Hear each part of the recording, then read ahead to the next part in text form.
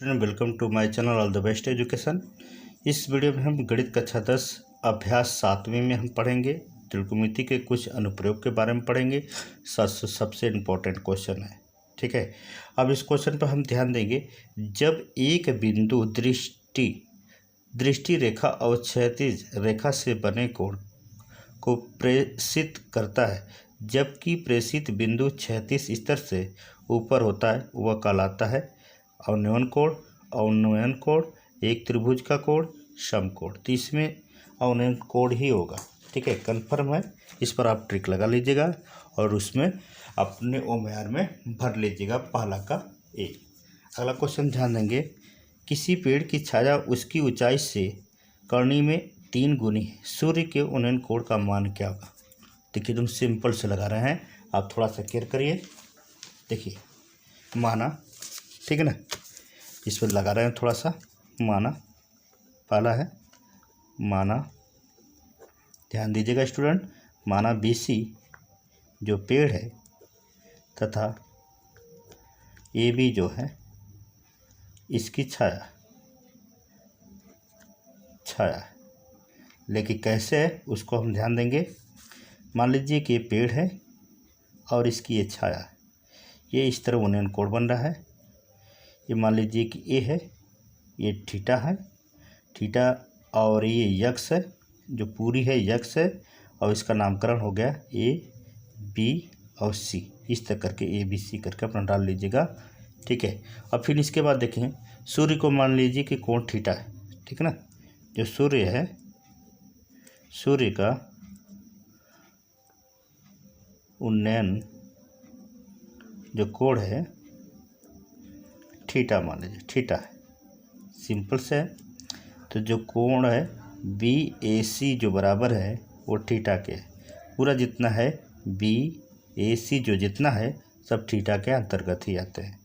अब ध्यान दीजिए, तो BC जो है, जो BC है यक्स है, और जो AB है वह इसके 3 गुनी है, इसके 3 गुनी है। करा क्वेश्चन में 3 गुनी है, तो कर्णी में 3 गुनी यक्स, ठीक है। तो समकोण त्रिभुज जो है, समकोण त्रिभुज ABC में सिंपल सा है। जो समकोण त्रिभुज है उसके ABC में क्या होगा? तो tan जो हैगा इसका और इसका मत पता है, इसका नहीं पता है, यानी tan होगा। लंब बटा में आधार का मान होता है tan। तो tan थीटा बराबर BC बटा में AB, यानी BC बटा में AB, यानी इसका और इसका दोनों का मान हो गया। अब केयर करेंगे इस पर, तो BC का मान यक्स है और इसका मान 3 गुनी है। तो यक्स से ख़त्म हो गया, बचेगा 1 बटा कर्णी में 3, ठीक है। तो tan यहाँ पर है ये, तो tan थीटा बराबर हो गया 1 बटा कर्णी में 3। तो 1 बटा कर्णी में 3 का मान हो जाता है आपका 30, ठीक है। आप 30 पर आप ट्रिक लगा लीजिएगा, 30 डिग्री पर। अगले क्वेश्चन पर हम ध्यान देंगे, ध्यान दीजिएगा, ध्यान दीजिए स्टूडेंट्स। एक मीनार की ऊंचाई 10 मीटर है, जमीन पर बनने वाली इसकी छाया की लंबाई 20 कर्णी में 3 मीटर है, सूर्य का उन्नयन कोण ज्ञात कीजिए। वैसे में क्वेश्चन से मैं थोड़ा सा हट कर है, देखिए ध्यान दीजिए, हम इसको सॉल्व कर रहे हैं। ध्यान दें स्टूडेंट्स, किस तरह होगा। देखिए मान लीजिए पहले यह चित्र बना लें, ये तीसरा नंबर है। देखिए इसका हम चित्र बना ले रहे हैं। पहले ये इस तरह हो गया, क्वेश्चन पर पढ़िएगा, इसको लिख लीजिए ABC। रिंग सही चलना चाहिए। ये 20 मीटर है, इसकी जो है ऊंचाई जो है, ये ऊंचाई है, आधार है कर्ण, और इसका जो है लंबाई जो है 2 कर्णी में 3 है, इसका पूछ रहा है। तो मान लीजिए, माना BC बराबर जो है 20 मीटर है, ठीक है। इसकी ऊंचाई लिख भी दीजिए आप, अगर नहीं समझ में आ रहा तो लिख भी दीजिए। और यह एक मीनार कन्फर्म है, ये मीनार है, ये पूरी एक मीनार है। अब ध्यान दीजिए इसमें इसकी छाया की लंबाई, अब इसकी छाया जो है लिख लीजिए, इसकी छाया छाया की लंबाई जो है 20 करोड़ी में 3 मीटर है। पूरा लिख लिया आप। अब देखिए, अब इसमें हम देखेंगे माना। देखिए, माना बिंदु ए पर सूर्य का उन्नयन कोण जो है थीटा मान लीजिए। जिस तरह उस सवाल में माने थीटा है, इसको भी थीटा मान लीजिए। यहाँ पर थीटा लिख भी लीजिए। ठीक है, सिंपल है। अब इसमें क्या करना है आपको, जब थीटा है तो त्रिभुज ABC में ज्ञात कर लीजिए। त्रिभुज ABC में अब इसका भी दोनों मान है, कोण का बाकी है, यानी लंब है और नीचे आधार हो गया, यानी tan में आता है अंतर्गत। तो tan थीटा बराबर हो जाएगा BC, जो उसका क्षेत्रफल है उसको लिखिए BC और AB। ठीक है, तो BC AB हो गया, तो BC का हो गया आपका, BC का हो गया 20 और AB का जो हो गया 2 करने में 3। इधर tan थीटा बराबर लिख लीजिए। अब देखिए, इसमें करनी है तो करनी का परमीकरण कर लीजिए, या इसको देखिए कोई काटने लायक संख्या है तो काट लीजिए। तो ये इसका हो जाएगा, ध्यान दें स्टूडेंट, 20 करनी मान लीजिए। 20 करनी है तो 20 खत्म हो, 1 करनी में 3 बचा, क्योंकि यहाँ पर 20 लंबाई है, ऊंचाई है, लंबाई 20 करनी में 3 है। तो 20 से हो गया, 20 करनी में 3 हो गया, तो 20 से हम काट दिए। ध्यान दीजिए, इसका 20 आ जाएगा और नीचे का 20 करनी में 3 हो गया, तो 20 से ख़त्म हो गया, 1 करनी में 3 हो गया। तो tan थीटा बराबर हो जाएगा 1 करनी में 3। तो 1 करनी में 3 का होता है 30 डिग्री सेल्सियस बराबर। ये ऑप्शन 30 होगा, सही का टिक लगा लीजिएगा। इन दोनों में से जरूर एक आना है, सुनिश्चित है। अगले क्वेश्चन पर ध्यान देंगे हम। ध्यान दें स्टूडेंट्स, मैदान में खड़ी एक कार 75 मीटर ऊंची मीनार से अवनयन कोण जो 30 डिग्री है, मीनार के आधार से कार की दूरी ज्ञात कीजिए। ध्यान दीजिए, इसको सिंपल से लगा रहे हैं, थोड़ा सिंपल है। क्वेश्चन नंबर 4 है।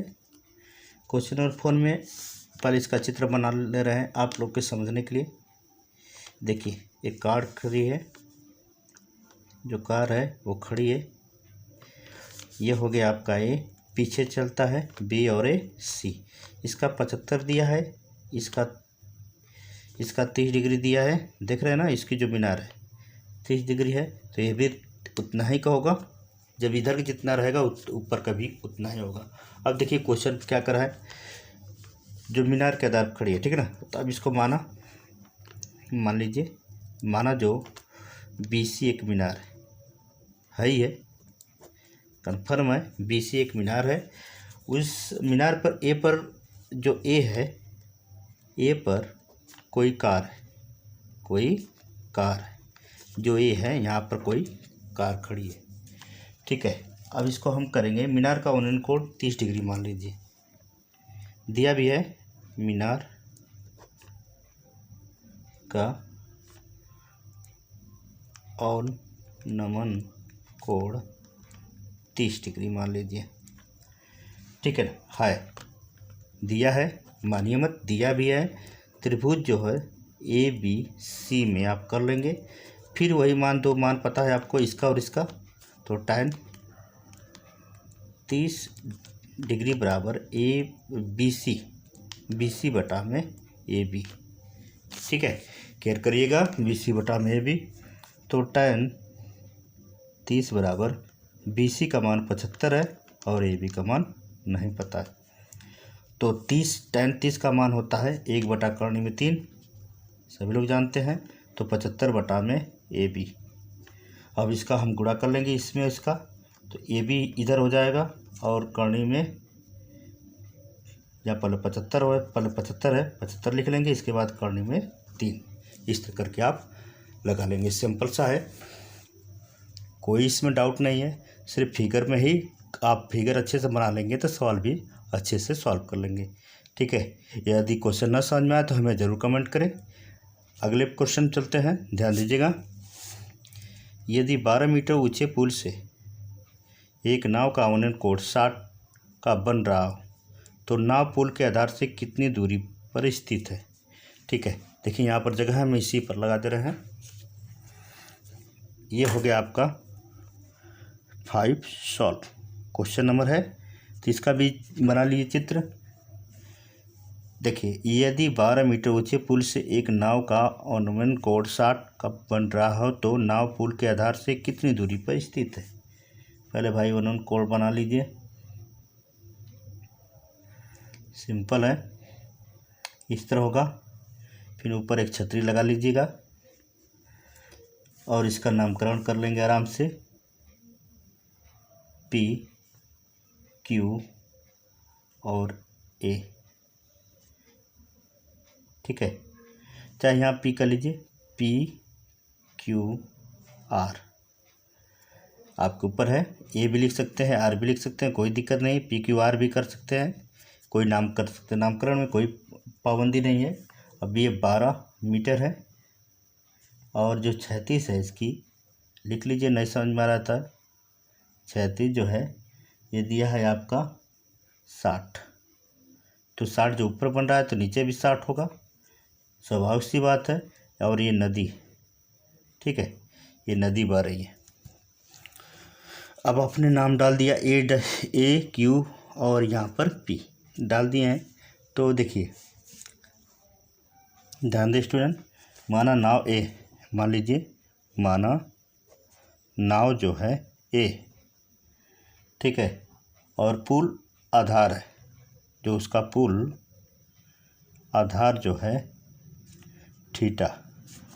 अब इसकी दूरी जो है, दूरी है AQ जो है, AQ जो है A और Q जो है, मान लीजिए कितना है x, यहाँ पर x मान लीजिए x मीटर है।